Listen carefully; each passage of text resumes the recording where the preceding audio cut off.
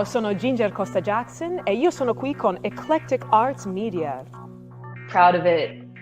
On to the next thing. They expect like 1 million people. There's so much music, like just the second half is just about twice as thick as the first half. The better the player, the less the uptype. Yeah, it's nice to keep it fresh, otherwise it gets stale. Oh yeah, I do speak. Very sad. Sad I can't have both. That is a fabulous question. And then I didn't step foot in the studio ever again. I still have degrees, I swear. And you're watching Eclectic Arts Media. Well, good afternoon in the world. I'm Mark Sugiyama from Eclectic Arts Media. I saw something just kind of blipped on my end from Eclectic Arts Media, based here in Seattle, Washington. Boy, the States has been kind of a strange one. And thank you so much for joining me here on October 30th, Monday, 2023. And just to kind of explain how this works for people that are new, that are expecting like a straightforward one-on-one interview. The Fun Table sessions are something that started back in, I want to say around the end of July of 2020. And what I did is I invited guests that I had interviewed previously to come back. At that time, they had never met each other. I have done some Fun Table sessions now where they have met each other in previous live streams. And it's from different artistic backgrounds sometimes, and sometimes it happens to be the same. As a guest, I tend to go based on personality and things that may have come up during the interview that kind of had similarities with other guests. And I say, oh, it might be kind of cool to have these people together. And as I mentioned last year, and definitely this year is the same thing, which is kind of a good thing. People have been so busy, including myself, and with schedules. It's not like it was in 2020, where it's like, what else are you doing? You're not going to a show. You're not even in this case in the U.S. You're not even going to a movie theater or a club or a restaurant or a bar. You're just kind of stuck. So, and yeah, I thanks for that update. I see somebody was mentioning something about the audio. Hopefully it'll kind of clear itself up because it just kind of blipped when I first came on. So hopefully it kind of gets itself together. I can see that I'm not quite connected. So, yeah, so I managed to do one Fun Table this year, and I'm so excited about this one. As it's the first time I've ever had all international guests. We've definitely had international guests as a part of them, but there's usually someone from the States as well. And this one, so we have someone from Germany, someone from Switzerland, and someone from France. And again, I'm based here in Seattle, Washington. Just a few quick things before we get to the actual Fun Table.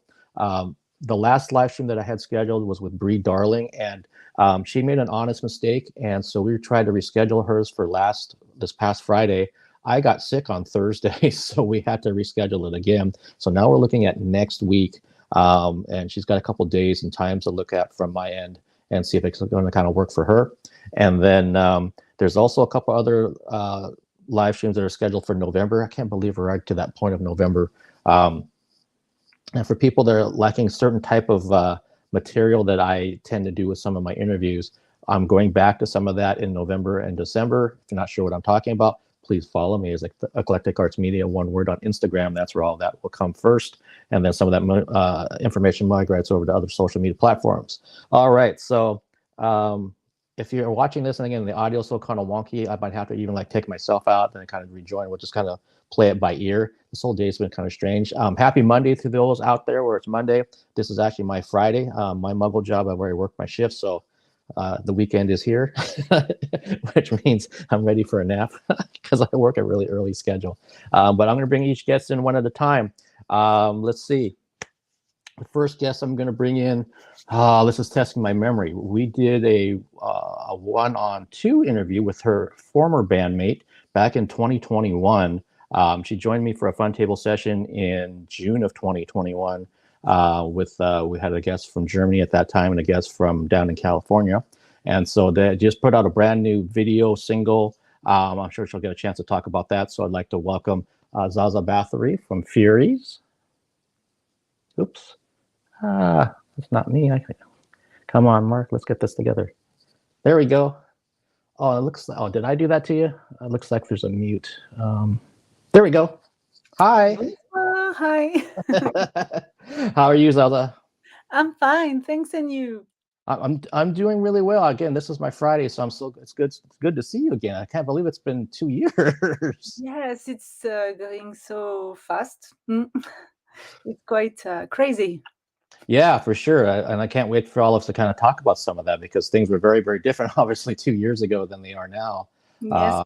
And I think hopefully they're kind of better in terms of seeing shows. Because even back then, I had not been to a concert. We were still loosely in the pandemic at that point. Yeah, it was still locked down. We were still isolated. Yeah, very, very different. So let's see. The next guest that I'm going to bring in. We also did a one-on-two interview. I'm sorry, with her bandmate about their album at the time back in 2021, and then she joined a fun table session in July of 2021 with a guest from the UK and then a guest from the East Coast here in the US. And so I'd like to welcome in Britta from Hiraes. Hey. Hello. Hi there. How are you? How are you, Britta? Oh, I'm fine. Thanks for asking, Mark. How are you? I'm doing really well. It's good to see you again. Good to see you too. I envy you. You have weekend ahead. My week just started. Yeah. Yeah, it's been such a weird. I started working this Muggle job in April, and I work Thursday through Monday. So yeah, my weekends are Tuesdays and Wednesdays. So it's kind of, I'm kind of used to it now, but at the same time, I'm not. And hi, Zaza. Nice to meet you. Nice to meet you too, Britta. Yeah, so we have our two veterans here who have done a fun table session each, so they kind of know how this whole thing works. And so let's definitely bring in our third guest. We just did an interview in August about her new album, and she was such a great guest. And as she was talking to me about certain things, I kept thinking about, I should get her for a fun table session. And then I started thinking about other people, and that's how we got Britta and got Zaza here. So without further ado, we're gonna bring in the newbie, Seraina Telli. Hello, everyone. Hi, Seraina. How are you? I'm great, thanks. And you all? Hi. Fine. Yeah. Nice to meet you, girls. Nice to meet you too. Both of you. Yeah, this is awesome. I'm so glad that you could meet me, Seraina. I know we talked a little bit about this concept after we did your interview, and here we are. Here we are in October, and made it happen. Yeah, it went by so fast. So. Yeah, so I think maybe the easiest thing that I'd like to kind of personally hear about is that I know, like, Britta, you guys in Hiraes were doing shows all through the summer. That's kind of when I first started talking to you about your schedules, like so nutty. Seraina, you just played a show like a day or two ago, I know. And then Zaza, you've been like kind of reforming Furies and then getting all this music together that's slowly coming out now. So what's the summertime been for you guys professionally, at least? And anybody can jump in. Go girls. Go girls. You had much more work than me, I think. Yeah, I mean, like, this whole year went by, like, for me, like, the whole year went by so fast. I felt like I was taking a nap in January and woke up in May. It was just gone in an instant. So like we were so busy writing stuff with Hiraes, and then we did 2 European tours. The last tour finished in late August, and then all of a sudden there was time for vacation. So I'm in a very weird headspace right now, where like I have a very, very busy year in the past, and like I feel like everything has slowed down just nicely for me, because I feel super relaxed just coming back from a vacation that was so badly needed. But yeah, we played a ton of shows. We recorded an album. The album is mastered and is soon to be coming out. Cool. Awesome. Yeah, for me it was also like a lot. Actually, like a year from now back, I released my first album as a solo artist, and then it was like one thing at the other. So I feel like I was working until now, and it's like 1 week now. I don't have like so many things. I only had like 2 shows acoustically solo, which was like pretty easy. But yeah, and now I'm looking forward to have a little quiet time in November and December for Christmas, and yeah, some family time. And for me, this year was kind of crazy, but it was at the beginning of the year, we were only two left in the band, like it happens. And since 2 days ago, we did our first show with a whole new lineup, and we are now 5, and we are very happy that we are back in the game, as we say. Oh, that must have been so exciting. How did it go? It was so cool, so great. We played in Lyon, in the south of France, in a very cool club with another band called Animalize. I have their t-shirt. And it was great because the audience was really crazy. And for us, it was 4 years we didn't go on stage. So it was a very big moment for us. We were very happy. That's awesome. Wow, that's a long time. I didn't realize it's been 4 years since you've performed live like that. Yeah, our last show was at the end of 2019, and then there was COVID, and then we had to break up with our singer and everything, and so so we had to rebuild the band and release some stuff. Are all but cool. Congratulations on the new lineup, and very happy for you that things are working out. That's must be a relief. Yes, a big relief because we had so many problems. So yeah, it's now it's good. Thank you. Are all the new members French? Yeah, they're all French. Okay. But I can imagine that it's strange, but also very cool if you have like a band which already exists for years, and then you have like new members, and like 3 new members. So if I count it right, yeah. Actually, we had to stop working with our former singer and bass player. She was doing both, so we had to hire two members to do bass and the singing because. We found a really great singer, and she didn't play bass, but she sings so well. She's called Cheyenne Janas, and we are 5, and we are happy to be together because we had we bonded during this show 2 days ago. Awesome. Very cool. Yeah, that's awesome. I'm kind of curious, Zaza, were you looking for just the best players for the band, or were you wanting someone that was female versus male as a singer? No, we don't care about the gender of the people we are playing with. It's not a question for us because when you hear a record, you cannot say unless about the voice, but you can say if it's someone I play the drums, I don't think the people who listen to me on a record think I have a vagina or something. Here I have a uterus.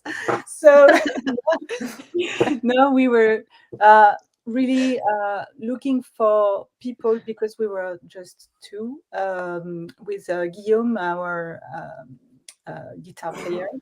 And we were really looking for really cool people, like nice people to collaborate with, and also voice or good bass. Or it was the skills first, and then the spirit, and because we want to continue the longest as we can.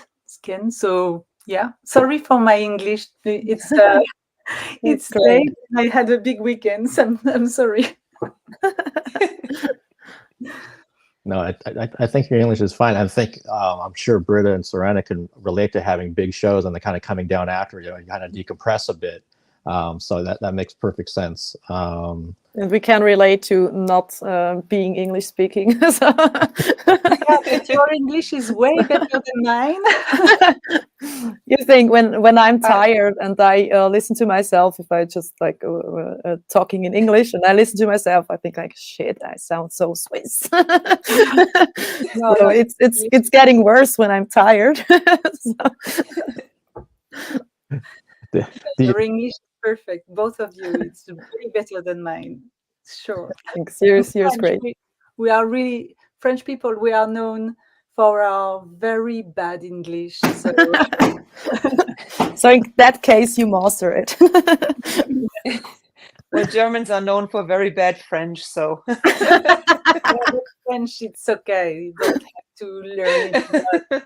So much interviews are in French, so it's okay. Oh, bonjour, Zaza, je m'appelle Britta, and that's it. Très bien. I don't know how to speak German. I just say ich liebe dich, or I don't know. So most important words are there. Well, yeah, and I mean the fact that all three of you speak at least 2 languages, and then maybe bits of other languages. I barely speak 1 language, so I just did an interview 2 weeks ago with the Who, the band from Mongolia, and one of the members. I mean, he speaks his native language, of course. He speaks English pretty well. He speaks Japanese. He was going through all these languages, and he found out I was Japanese, so he started speaking to me in Japanese. I'm like, I don't know what you're saying. and he kind of had this funny look on his face. I had explained that I was born here in America, so I never learned the language. My parents don't speak it English. He's like, oh, okay. And he starts talking to me in English, and I'm like, God, I feel really stupid. And I do want to say hi to everybody that's watching. Let's see, I put Carlos up here because he said hi to everybody, so you can see on your screen. Hi, Carlos. Hi, Carlos. Joining us from California, and there was somebody else that was in there a minute ago. If you happen to have questions or comments for anybody, please put it in the chat. I'll put them on the screen for the guests, if it's for all of them, if it's for one of them. If you're new, if you just joined us right now and you're not subscribed to my YouTube channel, please subscribe, and that way you have access to the chat. Same with Twitch. If you follow me over there, you can ask the guest a question. You can ask me a question if you want. I kind of doubt it, but you can. Seraina, when we were last talking, you're going to be playing a festival, like a multi-day festival that it was like really hot temperature-wise over there. And I was wondering, how did you fare at that show? How did it go? It went well, but actually I can't remember which show it was. Yeah, because we did some several festivals then, and it was very hot in Switzerland, like for a long time, which is not usual. Yeah, but Okay. but all the shows went well, so even if it was like very hot. Okay, yeah, I just remember we kind of ended our interview talking about how at least if you're on the stage, then you're not mixed up with all the crowd in terms of it getting even hotter around having people around you. Yeah, at situations like that, I'm glad that I'm on stage and not like in front of the stage. Yeah, and then Britta, obviously, you've been playing shows this summer and a good chunk of this year. What's it been like when you're playing festivals in the summertime, like what Seraina's talking about? I mean, is it like if it's super hot out there, do you have to kind of watch what you're doing because you're wearing leather pants and kind of going for it, or it doesn't matter, you just go for it no matter what? Both. I mean, it's like it's a pain in the ass before and afterwards, but on stage you just like go for it, I would say. But festivals outdoors is always nicer than playing in the summer indoors. So that we mainly had touring shows, and I have never sweated that much in my life than on this previous tour. I was like, I don't know, like of course, like you sweat a lot, and then everything, including my like socks, pants, everything was like super wet. And then it happened on tour that our bass player Christian, we had I think like 2 off days or something like that, and he closed his suitcase and had his wet shoes in it. And yeah, when he unpacked them were moldy, and he had to throw his shoes away, like literally mold, like greenish stuff on that. Oh shit! Yeah, it was also like the odor that is like going through the tour van. You really have to unpack these clothes. That's if yeah, you forget you really it have once. done it. Yeah. Yeah, it's over. Bye pants, bye shoes. But yeah, I don't know, like you managed. Like I feel like I got a very useful tip that I try to think of when it's very hot. And I usually don't drink alcohol before stage. I mean, maybe a beer, but like nothing like hard liquor wise. But one person once said to me, like, if you drink one small shot when it's very hot, your blood will be thinner and you won't have headaches and not sweat so much. So I drink like maybe like when it's like over 30 degrees or something, like a small shot before the show. And then at least I get the placebo effect of I did something for my well-being.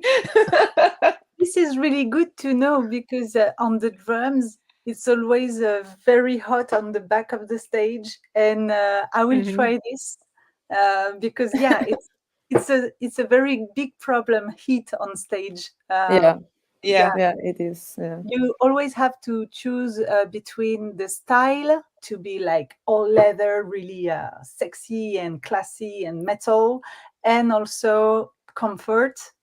And so it's less metal. So if you want to be really heavy metal with leather, it's quite hard when it's like 42 degrees on stage. So it's but also I can imagine you being the drummer and you have to hold on to your sticks. I mean, like I only have a microphone in my hand. I'm just sweating and I'm like, I look like I got out of the shower, but like, yeah, imagine to play the drums with sweaty palms. That must be very difficult. Yeah, but it's the same for you because you have to walk all over the stage and do the show, and you're in front line. I'm just sitting on my drums and just doing cardio, so that's all. You're the first drummer ever to tell me or to say that I'm just sitting there, because I always like, it's such a hard work. No one is working harder than me. No, but it's nice like that too. The sweaty cardio that you're doing, and you know that it's going to be okay after. And I have a very big fan on my side. Something really important. I have the fan. I can't have this. I don't know how it's with you, Britta, but I can have like this wind because it's drying out my voice. And I don't have time because I play guitar and sing at the same time, and I really don't have time to drink a lot on stage. So it's like one or two times in a 90-minute set, I really have like 1 second I can like turn around and drink some water. So I can have like this air stuff, but somehow I don't know. As soon as I'm on stage, I don't care about like the temperature because it's hot anyway, usually. And if it's not hot, it's like kind of strange. If you go, if you after the show, and you haven't sweat anymore at all, so it's like strange. It's like I totally did something wrong. So if it's like 30 degrees or 15 degrees, I don't know. So I still wear my clothes, what I want to wear, and yeah, style. And I work with a lot of vitamins and salt when it comes to like sweating. It's very important that you have like this salt back in your body. Also, concerning like the headache. Oh yeah, okay. So I work a lot with that. So. Are you taking this prior to the show or after the show? Both. So I have like before the show, I take some B vitamins. That's also like to calm down a little more. And after the show, I work more with the magnesium and calcium, like these mixes. And yeah, that's what's working well for me. Good to know. I'm going to take notes. Tricks and tips from everyone. Yeah, it's like tour tips, all these kind of things. That this is, and for me, probably the fans out there watching, it's kind of fascinating to hear some of these things that you guys do to make sure that you can preserve your voices, or if you're on the drums, or things that you have to deal with too. That we're just there enjoying the show. We don't necessarily know what you're trying to do, and also after. I didn't really think about what you might be doing after to make sure that you replenish, other than water, but you're like salt and electrolytes and things like that, and vitamins. That's interesting. Oh. Yeah, you want to play the day after too, right? So, but in the beginning, when I started like being on stage a lot, I was also not thinking about the day after. So I was just like surviving the concert, and then after that, it's like, yeah, it was good, and then the day after, I thought about what I should have done like after the show. So yeah, So it was a learning process then. it is. Yeah. And it's interesting as I'm looking at this screen here with us here that you kind of have a band with the three of you. We have a drummer and a singer and a guitarist who also does vocals, and you can make your own super group. Yes. Okay, which genre? Come on, which genre are we playing? Yeah, of Any course. details? Rock and metal. I love collaborating with people. So when you want. That would be awesome. Let's do a grindcore song then. I heard that you're very good with like these extreme vocals, right, Britta? I hope so. Like, I mean, at least it's my day job to teach that. So yeah, I just heard heard the name and yeah, about that you're doing stuff like that, but not like very yeah. Mm-hmm. Yeah, like I started singing extreme vocals for, but I think it's like 24 years ago. 24 years? No, it's 21 years ago. I started Crazy. doing extreme vocals, and yeah, I'm teaching for 6 years now. And it's my like 100% self-employment for 4 years now. Yeah, so I started in January 2020, and then the pandemic, and I said, yeah, that was timing, Britta, timing, awesome.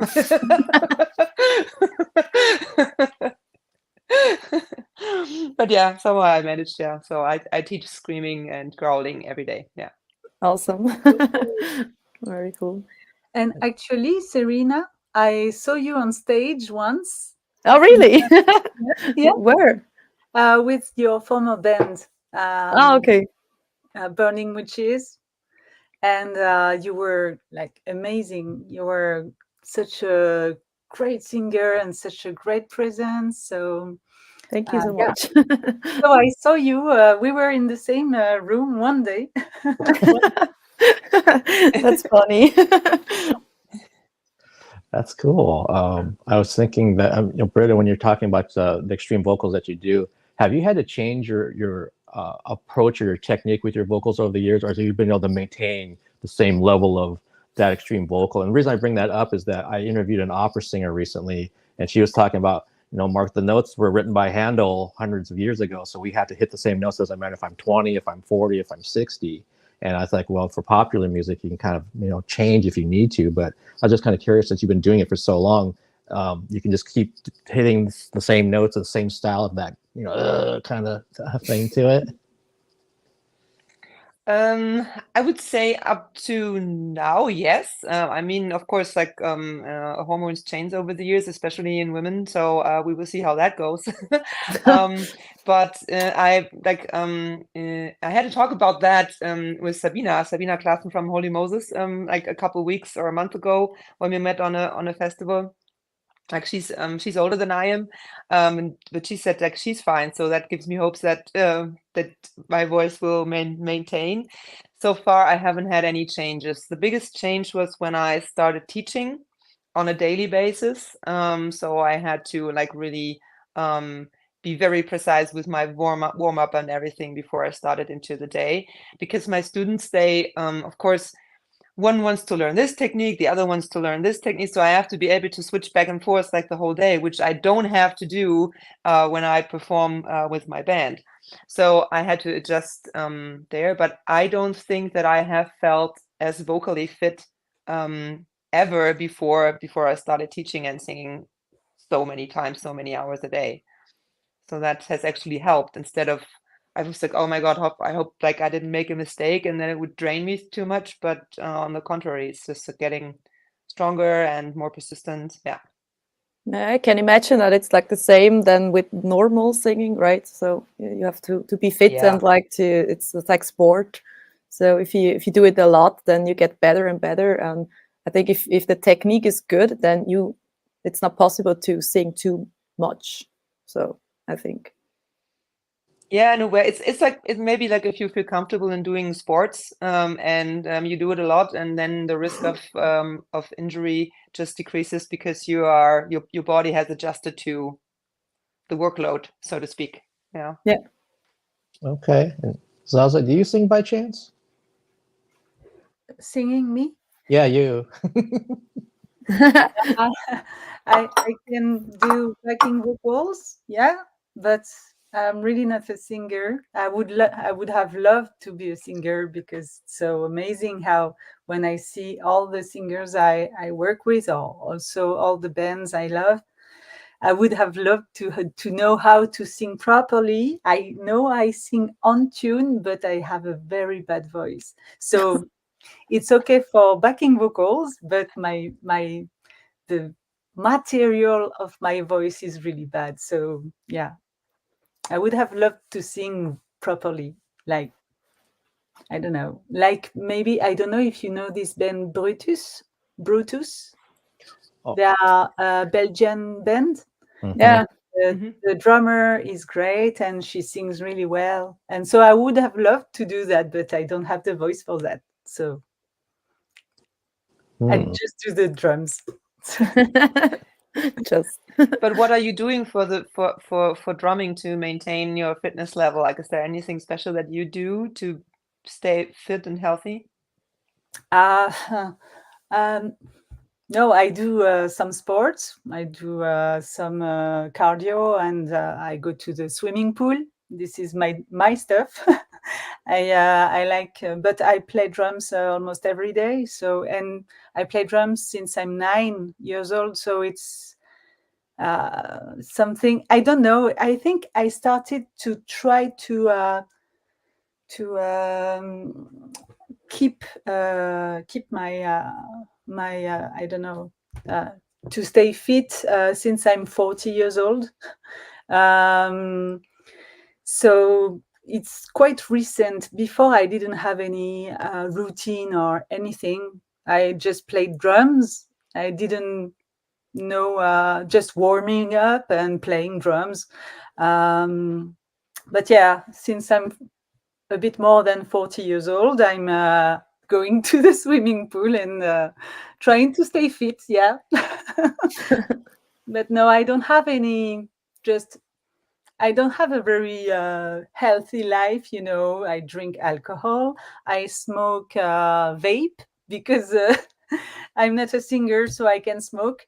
But yeah, I wouldn't know what to say to the girls who are just young and started drums, by example. And I don't know, just play drums. It's already healthy for your body and your mind, because when I play drums, I'm doing cardio anyway, and it's like meditation. You know, when you play, or any instrument, by the way, it's like a meditation. If you play at least 30 minutes per day, it's like as if you're clearing your mind and doing good stuff to your body. So for me, just music, it's enough.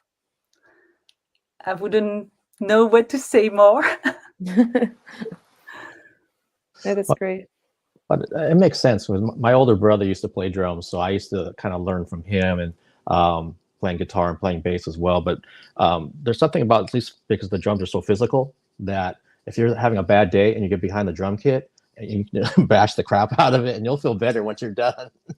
Yes, it can be that, or it can be very early in the morning. I love to play drums early in the morning. I wake up very early because now I'm old, so I go to bed very early. And I wake up early and I go to my studio. I'm doing technique like clearing my mind, doing not very physical stuff for 1 hour. And then when it's time, when I can do some noise, I'm doing more cardio stuff, more heavy metal, and that's how it's just like, it's for me. It's a good way to start the day. And when I have a day with no drums, I don't feel good. You know, I'm a bit angry. I'm not feeling really well. So I know when I did drums in the beginning, it was the first thing I did during my day.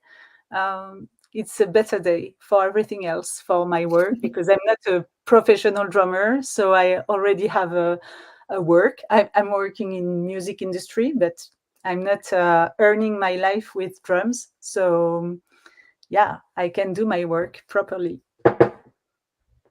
Well, and you kind of mentioned something, and I'm going to try to remember this question, but I see a fan ask what we're talking about right now. Said, ladies, if any, what instruments would you really love to learn to play when you tour? So an instrument that maybe you don't already play now. Is there something you would love to learn how to play?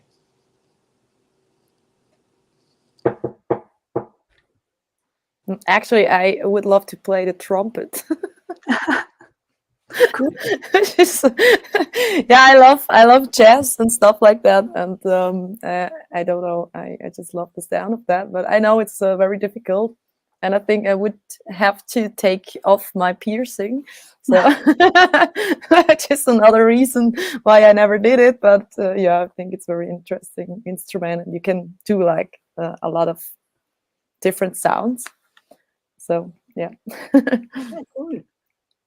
Okay, so we have trumpet from Seraina. Britta or Zaza, is there an instrument that you've wanted to learn how to play on tour? I don't really think that there is an instrument that I would not love to learn how to play. Unfortunately, I never learned how to play an instrument when I was a kid. I picked up several things, but I never, like, drums was the one that I learned for the longest part of my life before I started singing. So I picked up playing piano when the pandemic started, and so I'm trying to get better at that. But I think bass would be an awesome instrument for me. I really love that it's right between percussion and melody, so it's very versatile as an instrument, I would say. Yeah, I would love that. Okay. And for me, yeah, I play drums. But my first instrument was the oboe. And I played the oboe during 10 years. So maybe I would love to have a new oboe, because mine is very old. It was my brother's one. So I would love to have a brand new oboe to be able to play it again, maybe. Okay. I wonder, Cool. is there a way to play an oboe and have that sound go through like a distortion pedal to make it like a metal sounding oboe? Yeah, no, but you can. But you know what? In can the do everything. 70s, there was a lot of pop music with the oboe. Like, it's kind of very romantic, for ballads, and it's very beautiful. I love. But I'm coming from classical music, so it was my first choice, and then I started classical percussions. That's how I went to drums. But I would love to play classical music again, I think. Okay. Yeah, I was just thinking that would be really unusual, like for Furies, if you were on stage and I don't know, you got behind from the drum kit and then you pull out an oboe and you start playing. I already did that with a former band, actually. Oh, okay. Yeah. Cool. But it was a long time ago, and we were doing like some kind of 70s rock, hard rock band. It was very small band, and I played the drums, and for one song I played the oboe with the singers. It was great. I loved it. But I'm not sure the audience was amazed, but I loved it. I know it's a weird instrument for metalheads and everything. But yeah, but that's great. I like if you like break down these walls, So so metal is great. I love metal, but I also love so many other things, and I think it's so great if you have like an element in a metal song which doesn't belong there, but somehow it still fits. So, or you made it, you make it fit. So. I think that's great. We should do that more. But if you listen to Roxy music and stuff like that, like vintage rock, it's there is some oboe inside some songs. So it's not so far. It's not so far from. I know it's a kind of weird, but yeah, it's cool. That's great. I don't like when people say this is not metal. just metal. What is metal? It's you can do any type of music into metal. You mentioned the Who. The Who are doing so many styles different, and they are playing in Hellfest here in Europe. So, you know, whatever, all the true metal people, I love them. I love true metal, but I also love a lot of stuff as well. It's the same. Yeah, same here.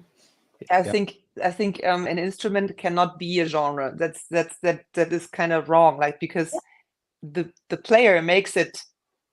It's an instrument and it's not a genre. That's why it's called an instrument, and that's why it's called playing and not by the rules. so it's like if you're a metalhead and you play a trumpet, I'm pretty sure you can make a trumpet metal and an oboe as well, and maybe even a flute or a harmonica, whatever. Yeah, of course, you're right.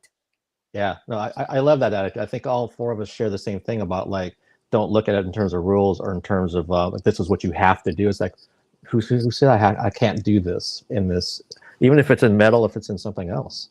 Yeah, because I tend to do that even like with what I do with my live streams. It's like, well, Mark, how come you're not doing more music? You're doing these actors or you're doing something. It's like, because I'm interested in it, because I want to do it. If I want to incorporate, yeah.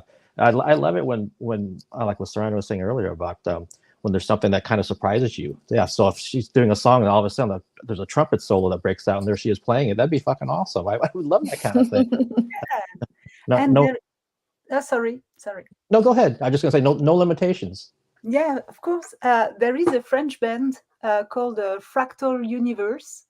They're really good. I would say to everybody to listen to them. They are awesome musicians, and the singer, it's like really actual metal, like technical metal, very I don't know, like I wouldn't say like hardcore, but it's not hardcore, but it's technical death metal like.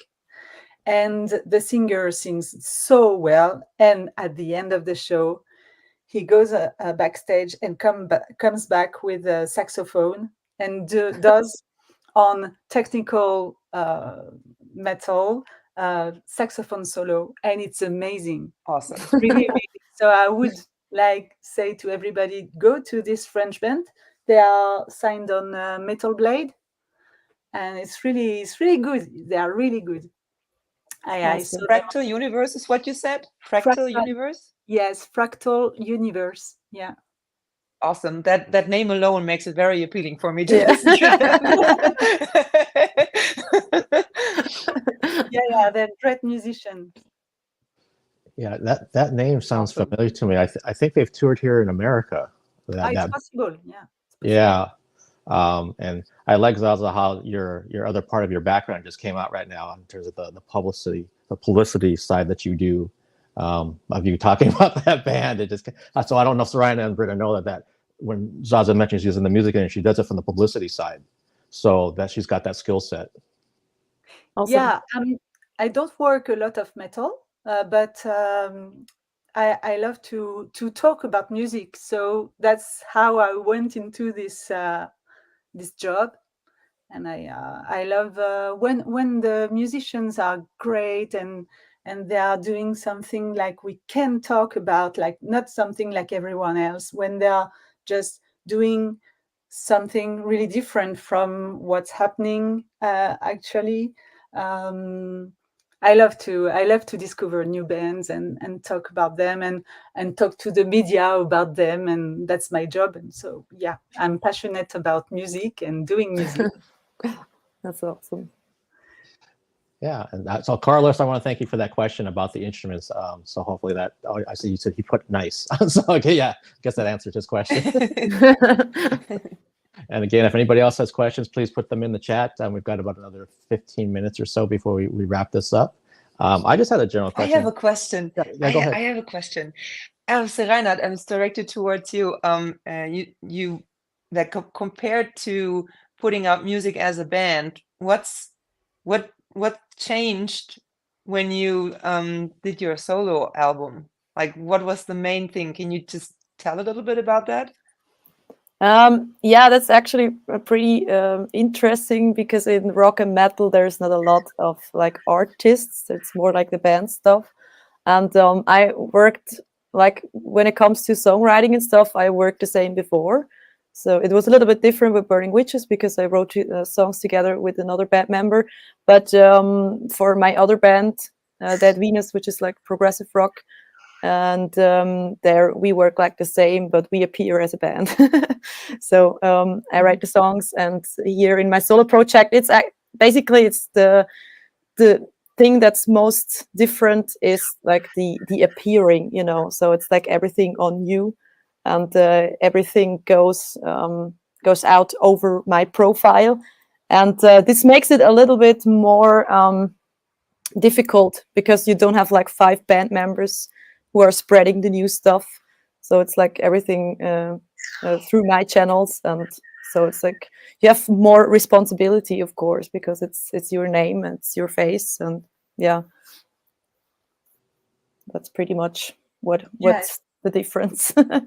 Must be more pressure for you to just like be the center of the what you are giving, you know, what the people receive is from really you only. So yeah, that's right. It's a lot of pressure, of course, and also that like the next album is gonna be good again, and so it's not like you can't sit like together with 5 band members or 3 band members and talk about what we do next. But I also have a team, so I have a producer I work with, and I have my drummer, which I'm work with like for almost 10 years now. So it's still like the feeling is still there, so I'm not alone. So yeah. Awesome. That sounds very I don't know, like on the one hand, it sounds like there's a lot of freedom artistically, especially because you can make your own choices. But then, at one point, sometimes the artistical freedom can just be very intimidating because you have to make the call on this or that. Yeah, and sometimes I don't know. I like a lot of different styles of music and stuff, and sometimes it's like difficult to make this decision. How should that song be in the end? Because for me it could be like in 5 different ways. And so it's great to have like the producer, which really has another viewpoint, and he knows the business and stuff, and he's working close with the label, and so it's that working that way is very great. So I love it. I have my freedom to write, and then some feedbacks coming to the songs, and I can like work with that. So yeah, it's awesome. Awesome. How is it with your band, Britta? Are you writing the songs, or how do you do that? I would say like I don't write the songs. Like Lucas, our guitar player, he's the main songwriter, so like it all starts with him. And then Matthias, our drummer, and I, we join, so to speak. And then, yeah, I mean, there are discussions about should this part be this length or should this part come before this and that. So sometimes we rearrange the songs, but basically Lucas writes all the songs. But then when it comes to lyrics and melodies and rhythms, that's completely my part, which I feel like is more like giving emphasis here and taking myself back here, but it's not like changing the song so much. But yeah, Lucas, Matthias, and I, we are the tag team when it comes to songwriting for Hiraes. Even more on the second record that will be coming out than on the first one. First one we started writing online. Yeah, it's possible. So we are better at that now. So yeah. Yeah, it's a progress thing. Yeah. And Zaza, how do you write the songs in your band? Most of the songs are written by our guitar player, who's called Guillaume, and he's such a great musician. He's partly autodidact. I don't know how to say that. Yeah. Learned by himself. He did a jazz school, but later. So he's always learning a lot, and he's so good at harmonization and finding really great riffs. And I tried on our first album, I tried to write songs. So there are 2 songs on them. And as I have a classical background, I only write on scores, the chords. So I propose all the melodies on a Guitar Pro. I don't know if you work with Guitar Pro. So this is an amazing tool because I can write scores on Guitar Pro and all the what I imagine, and then the guitars put it in the right way, guitaristic way. Yeah. So I propose some stuff, but actually, I think my songs are really less interesting than Guillaume's songs. So I will let him compose and just add some sometimes transitions or stuff like that when it comes to melody, because my instrument is not melodic at all. So I cannot write songs like this, like playing drums and this is my new song. Just I know what you mean. Yeah. So you can offer some rhythm stuff, or I which always also could be very interesting to start like with the drums. Yeah, there is a song we started composing from a drum beat, but a drum beat cannot be a song. It's not enough. So Guillaume always has these very interesting riffs, melodies. He's very melodic guitar player, and he's amazing. He's such a shredder. I'm very admirative of him. Everybody in the band composes its own parts, but most of the song is composed by Guillaume because he has the ideas, he has the way of dividing stuff. He knows how to do that, and he's very good at harmony. Even if I did classical harmony, like I studied harmony in like all the transitions, it's very far for me, and he's way better than me. Just by doing this all the time, because he really loves that and he has a talent for that. So I let him do this job for the band. Cool.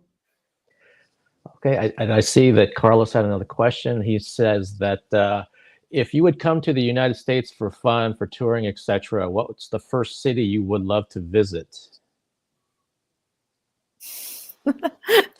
I was straight thinking about New York, but I don't know why. New York, New York. Yeah, exciting city. I don't know, that's so difficult. Have you been in the USA? You too? Yes. Yeah. Yes, several times. So I'm trying to think of, I don't know, maybe.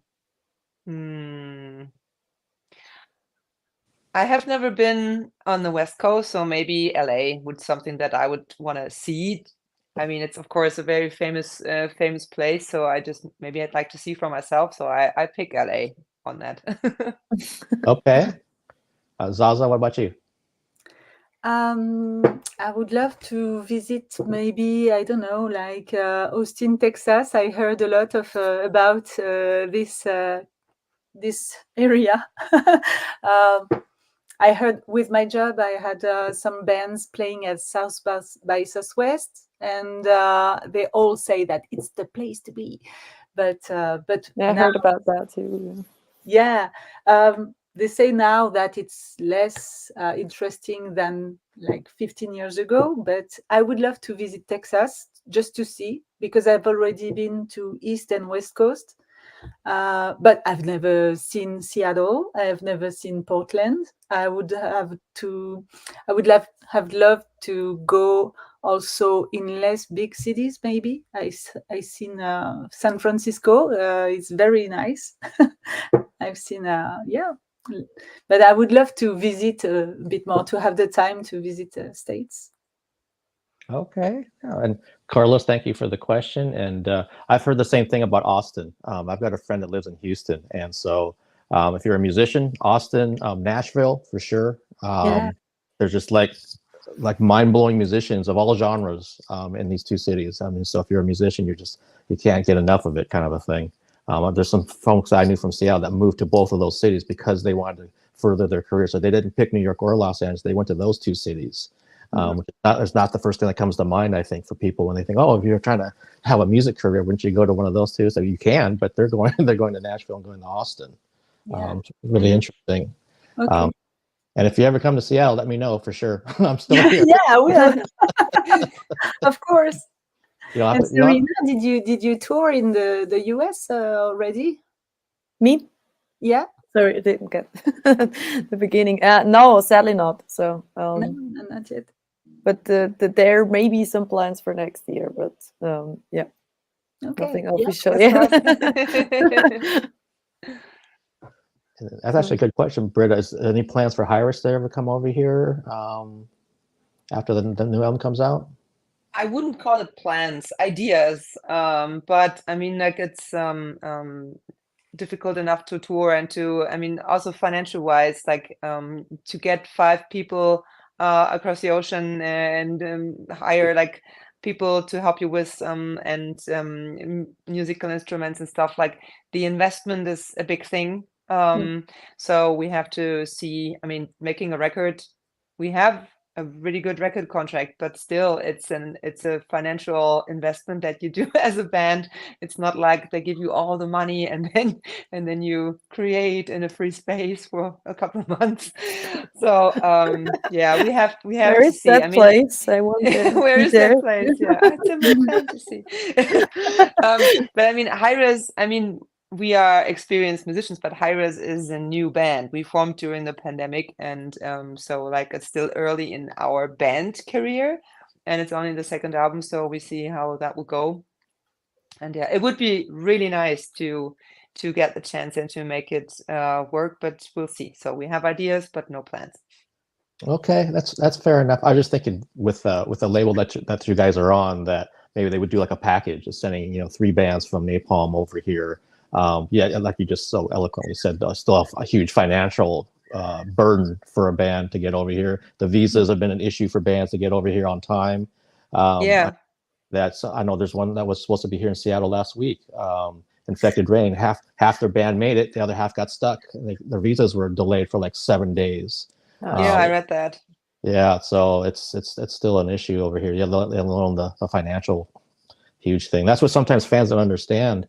It's like, yeah, the bands would love to go everywhere if they could. It's not on us. Let's say it like that. Yeah, and even if they do come to the U.S., then it's also to the promoters who's going to buy the show. So maybe they want to come to Seattle, but they're going to be going to San Francisco, and they're not coming further north. And it's not anything personal; just that's what happens. It's the business.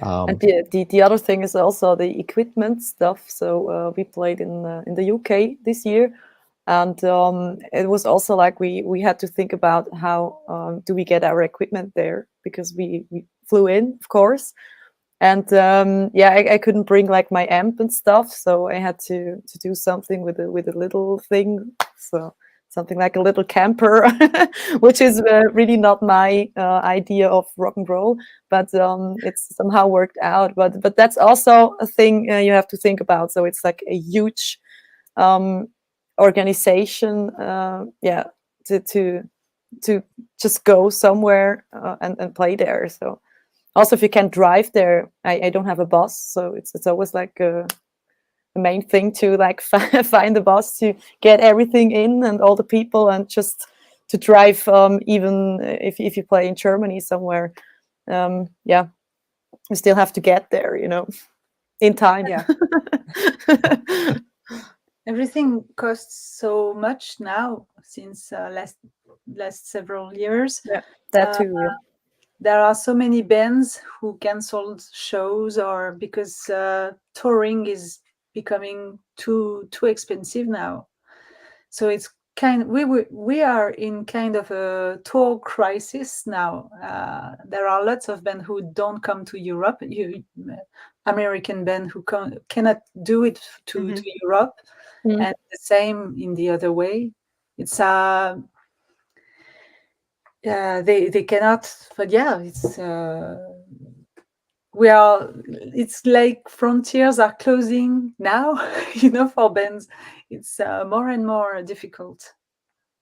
Yeah, I totally agree. Yeah, I'm thinking. I think it was Anthrax that had to cancel like 2 European tours because they couldn't financially make it work. And I'm thinking, you can't make it work, then what's everybody else do? Yeah, that was like a big fist in the face. Reading about that, because it's a huge band, and but that's also like 2 years ago or something like that. Is that possible? So things changed already again a little. So. Yeah, and I know at least over here things have gotten a little bit better in terms of like tour buses or tour vehicles, because in 2021 and 2022 it was an issue that you couldn't even find something to rent. I think that was also the problem, to like rent instruments, right? So everybody was trying to get on the road. There's only so many things to go around, and so I remember there was one band, like a mid-level band, that their bus broke down trying to get to the next city, and they couldn't even get a replacement because there wasn't one to replace it with. They were just stuck. And yeah, it was terrible. So at least, knock on wood, over here in the US this year seems to be better. I don't hear as much about that kind of thing from the tour managers and from some of the bus drivers that I know. So somehow, I don't know if they just got more buses or what. I don't know what they're doing, but they seem to be kind of getting to where they need to go. But it's also much more expensive than before. So for example, if you have like a tour bus, it's like 3 times more. So yeah, that's my good friend Ed is a bus driver for one of the companies, and he was talking about that very same thing. It's like some of these bands, they have to start weighing out all this stuff, and it's like, we can't, it's not physically responsible for us to get out on the road as much as we want to. We just can't afford this. We'd be losing money. And that's terrible. I hope that kind of somehow fixes itself. But I want to ask you something else before we kind of wrap this up, since we're talking about music and kind of current issue things. What are your 3 opinions about backing tracks? Because that's a real hot topic, especially in hard rock and metal and that type of thing. About my own opinion is, like, if you have something that accents what you're doing, like if you record it with a choir or symphony and then you're doing it live and you have that, I don't see an issue with that. But if you're like replicating like a guitar part through a backing track because you're not playing it live, then I'm kind of like, why are you there then if you're the guitarist? That's why it gets to be too much. Well, I'm just curious what your opinions are on the whole thing that's all over the internet the last year or so.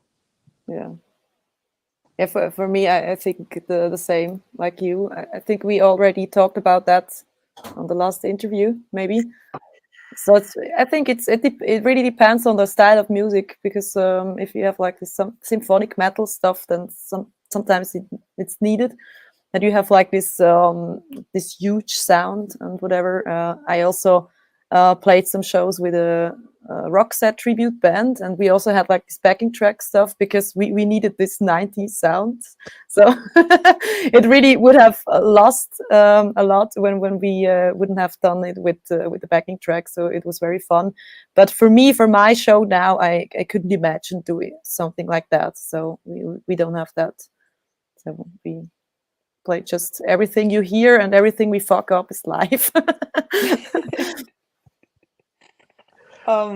I think my opinion on that is, like, it depends on the purpose or the strategy that you do. If the backing track is something that is an artistical appendix to what you're doing, and it's just like supporting you, or it's giving you like a certain twist that otherwise would not be possible, I'm all for it. I draw my own personal line where it's laziness in the musicians and the performers that I can't excuse, because it's live music and everything that can be played live in a reasonable manner saying that it's not reasonable to bring a 30-piece choir with you on tour, then I'm all for it, and I'm also all for it as long as the band doesn't pretend to play while they are not playing that. So like hand motion, and it's not coming from here. This is my red line. Or the singing, if like really like the main vocals are like from the team. Yeah. So yeah, like for example, in Hiraes, I have like some whisper parts that are also in the backing track that we have, because like it's only like a few bits and pieces, and so it would require like someone that I don't know on the front of house to like lift it up and then turn it down again. So that's not possible. So that's the parts, they are coming also from the backing track, but I also do them live. But that's that's reasonable. I totally agree with both of you. It's the same. For us with Furies, we often have a lot of backing vocals, like lots of layers, and sometimes they are important, and I cannot play double kick and sing at the same time all the time. Sometimes I do it, but sometimes I cannot because it's too lyrical, epic. And so my voice cannot go when it's 45 degrees on stage and I'm dressed with leather and I I play double bass and everything. So I cannot do this. And even if we have a very good bass player who has a great voice, I think we are working on that, and we are working to put some backing tracks on our future live shows, because actually for the moment we don't have them, and we only play like as a rock band, but we are considering putting some backing tracks, because our compositions have all these backing vocals, and it's very important for us because we love harmonies and we love melodies. And so, we won't pretend to do the backing vocals, and it will be inside the show, like as soon as you assume that that part of the show, it's okay, I think it's I think as long as it's still like is making music, that's in some live acts I miss that it's really it's about making music, and it's about bringing live music to the people. And so I think it's a little bit sad that some bands really like end up in pretending playing live and doing like this mini playback show in front of thousands of people just to be able to play like thousands of shows during the year. So I think first, learn how to play and learn how to sing. But then you would need something like that. So it's another thing what you just told us, Zaza. So I totally understand that with playing drums it's pretty difficult. But yeah, just like don't forget that we are here to make music and not to press the button. So otherwise we're DJs, right? Yes, of course. Yeah, I just saw a band live, and they had to stop because their laptop stopped on stage. They're opening, and they're apologizing to everybody. And then once it kicked on and they rebooted the whole thing, you heard this like wall of sound come out. And I'm a musician, so I'm watching the guitarist, I'm watching the bass player and stuff. I'm like, I don't think they're playing any of this stuff. It was coming from the laptop through the PA, and I'm like, there's just a singer that was actually live. And which band was it? I won't throw them that far under the bus. but that's nice. Yeah, 1 hour we didn't have any gossip. I'm sorry. I need gossip. True. But what I can tell you is that they're the opening band that got put onto the Who's tour kind of last minute, because the original opening band had to back out of the tour. So it's some band from LA that they're kind of like a power pop kind of band. So I don't even know how they got on that bill because they didn't fit. But then I'm like, somehow you don't know. Yeah, and I like all kinds of music. I'll give everybody a fair chance. But then when that happened, I'm like, Come on, Yeah. that's when I went to the bar. I was like, And also, like, you put the whole responsibility of the show into the laptop. I would never do that. So in the end, if we would have like no power on stage, I still could like do something. I still could sing and play or anything. So that's another thing for me why I don't use that. Yeah, no, I think all of us are in agreement about it's something that accents what you do, but you're the main thing. You know. Yeah. No. To finish this was actually great. Henry, thank you for this question. He says, if you had to choose one song or one band that could represent your personality or your life, what would it be? Oh God. Ooh. Only one. Yeah. So either a song or a band if a song's too hard to pick. Wow, that's a great question. I say Opeth. Oh, that's a good choice. Damn. Damn it.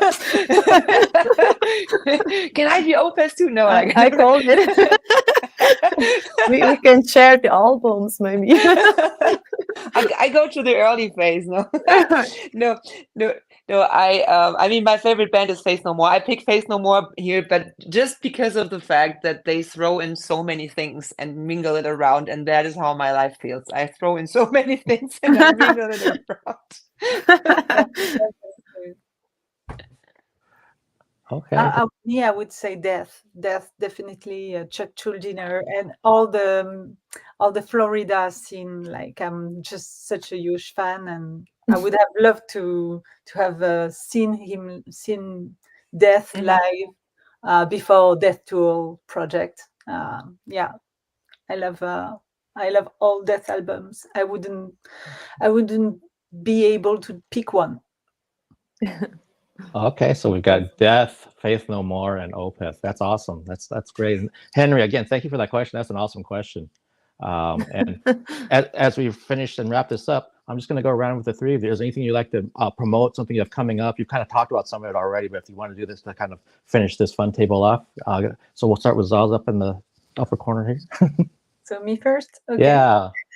So yeah, I have something to promote, my band, Furies. And we just released 3 days ago a new single called Poisoned.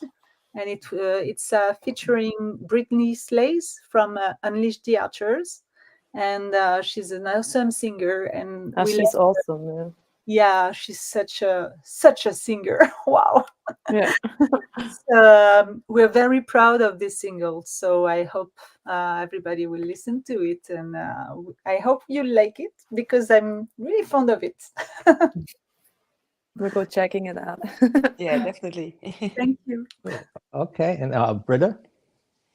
I'm in this weird phase where I can't talk about a lot of stuff that is coming up because the album release date has not yet been announced. But everyone check out my band Hiraes. We play melodic death metal. Our second album is already finished, and rumor has it in November we will be hearing a first single, but only maybe. Okay, so if we follow you on socials, then we'll kind of find out definitively this is what's coming. Yeah, definitely. So there is new music coming very, very soon. Awesome. And then Seraina? My album was released in August actually, but I just released a new video clip, and we did like the whole video ourselves because we were talking about financial stuff, and this is like how I do stuff right now. I film everything and then I cut it, and so if you like, go check it out. It's called Wish You Well, and it's actually the idea of the lyrics is like you meet someone again, you were friends before, and then you had like a big fight and you never talked anymore, and then you meet again, and this is like this crazy situation. So how should I be now? Who is the stronger one? And so go check it out if you like. Okay. Will do.